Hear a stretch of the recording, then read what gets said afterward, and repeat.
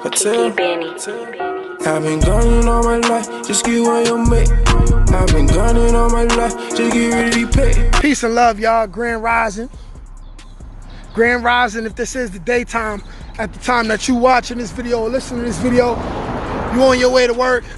Whatever you doing, fellas. But this is Gamed Up with Nate Almighty. So let's get gamed up. Now, today's lesson, I want to expound on the fact that all women are habitual time wasters, okay? Now, this video is inspired by the who I feel like is the godfather of the red pill, of the manosphere, okay? The earliest audios of this mindset that men are getting into now, that I started getting into 3-4 years ago, the earliest versions of this were said by the comedian Patrice O'Neal from Boston, okay? Now, this video is specifically inspired by a video that I find myself going back to, you know what I'm saying? When I got extra time and I'm just going through whatever's in the red pill, the manosphere, okay? And in this video he's, if I could find a link to it, I'll put the link in it.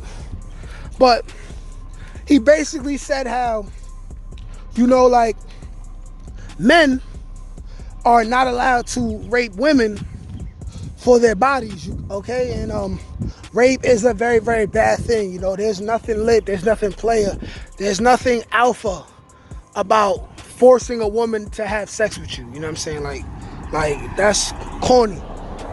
But he said how men do not rape women for their bodies, you know, most men.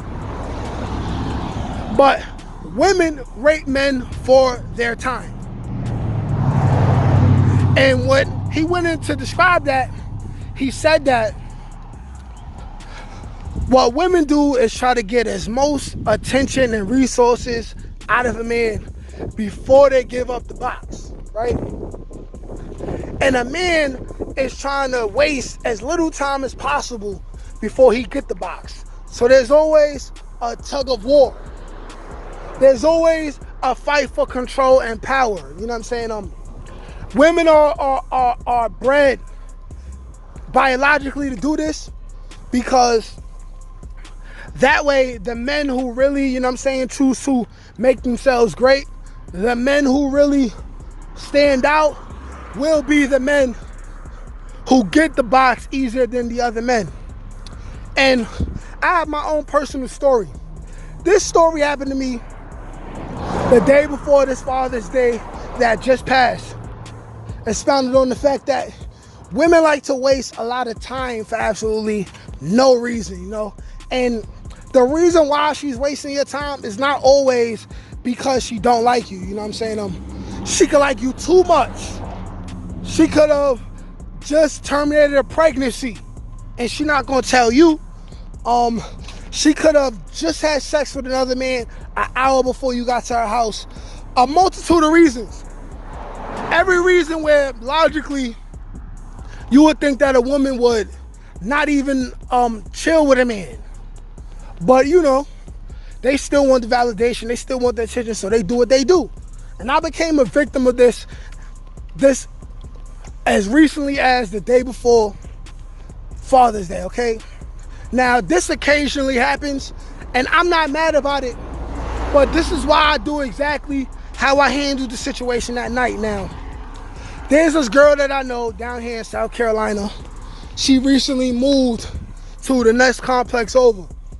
Now, I ended up meeting her before I quit weed, going to find the weed man and buy weed from the weed man. And she lived right next door to the weed man. So, somehow, some way, we end up meeting each other, right? And then I'm like, hey, smoking buddies was good. So, we end up building a rapport. Now, my thing for me is this. I chill with a woman 3 times. She don't give me the box. Either she don't like me and I can accept that, or she not ready. She want me to wait, 90-day rule. Like, this is act like a lady, think like a man. which I don't respect, and I'll never wait 90 days. I've never waited 90 days for any box. I've known women for 90 days and end up smashing, but that means I was doing whatever the hell I was doing in between that time, you know? Now, I chilled with this girl one time, we smoked, right? Couple weeks passed. I chilled with this girl again. We get a little bit more familiar, you know what I'm saying? Now we end up getting a little more personal, and she talking about sex and how good her box is and all that. And you know, without being thirsty, I'm relaying it back. I'm like, yo, listen, man, you like this, I'm the real deal Holyfield. Like, I'll destroy you in the bedroom, you know what I'm saying? Now, the third time I chilled with her, this was the day before Father's Day. What I do is, I see her early in the day, we smoke, we chilling, right? Now, mind you, when I pull up to the crib, she opens the door, she got on a t-shirt, right? No bra, no panties, obviously. And when I say obviously, it's because men, we know. Come on now, right? So I don't say nothing, I don't act on it, but we chilling, we smoke, we drink a little bit. It's getting close to nighttime. I'm like, hey, listen, I'm about to go to the crib, do a little bit of editing, but I'm gonna find a movie, I'm gonna come back, we gonna watch it. Her face lights up. She like, yeah, just hit me up, right? So boom. I leave for like an hour or two, and then I go back, knock on her door. Now, what this corny woman does is, she opens the door, right, with a towel on, right? And she says, oh, I was in the shower, right? So I'm like, all right, cool. I'm gonna sit on the couch, go ahead and handle your business, right? Right? She gives me like a look while she walking with the towel on. In my head, I'm like, okay, you want the cocky schmocky, I'm gonna give it to you tonight, you feel me? I'm gonna give it to you. Now, we chilling and all that. By this point, she had came back from getting dressed, and you know what she does? She puts on another t-shirt, no bra, no panties, right? So we watch a scary movie. We watch the movie, and we talking, and we basically about to call it a wrap. I'm saying to myself, I'm like, I might as well go for it, you know what I'm saying? Like, she's hittable, but she ain't the baddest chick I ever had. She definitely got a fat butt, though. I'm trying to get behind that, you feel me? Always trying to get behind a fat booty, you know? So I'm like, this is my third time chilling with her. The vibes seem mutual. I'ma go for it. So what I do is, I get next to her, you know what I'm saying, on some smooth shit. I'm like, hey, before I leave, I wanted to do this, right? So boom, I start kissing her, right? So now I'm kissing on the neck.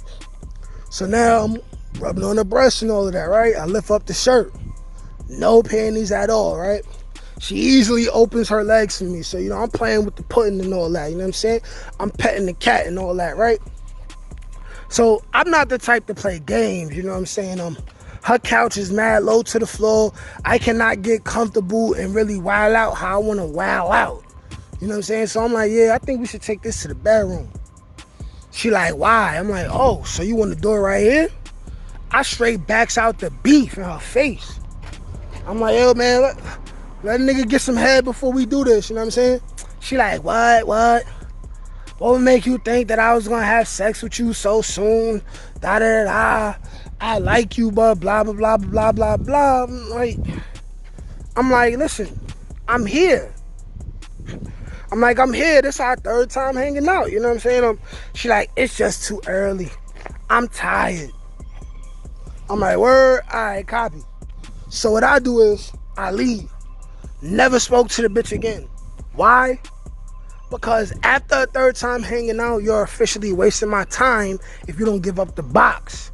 Hence, women like to waste as much time as possible before they give up the box, and they prefer not to give it up. So my advice, fellas, is I ain't even saying 3 dates. I'm saying if you hang around her within closed walls, no one else around, 3 times, and you make a move, she don't give up the box, she playing with you, man. She playing with you. Throw the bitch in the bushes, man. Like, share, comment, subscribe.